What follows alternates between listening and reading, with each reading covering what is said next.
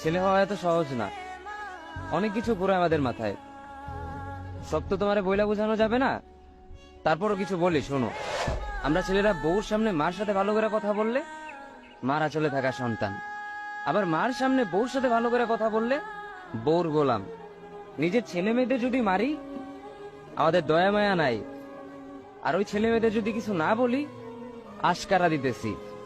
নিজের বউরে দিয়া যদি জব করাই সেই ক্ষেত্রে আমি বউর কামাই খাই, আর যদি বউরে দিয়া জব না করাই আমি সন্দেহ করি। সারাদিন ঘরের বাইরে থাকলে আমরা ভাদাইম্মা, আর যদি ঘরের ভিতরে থাকি তাহলে বেকার, কাজ কাম নাই। আর এই তোমাদের মেয়েদের গায়ে যদি আমরা ভুলেও টাচ করি না আমরা নির্যাতক, আর যদি তোমরা মেয়েরা আমাদের গায়ে হাত তুলো আমরা কাপুরুষ। আর একটা ছেলে কি বা করে পুরো লাইফে নিজের জন্য? মার ওষুধের থেকে শুরু করে বউ বাচ্চার প্রত্যেকটা শখ পালন করার দায়িত্ব একটা পুরুষের। কিন্তু কি লাভ এত কিছু কইরা? দিন শেষে একটা ভুল করলেই সবাই ভুলা যায় যে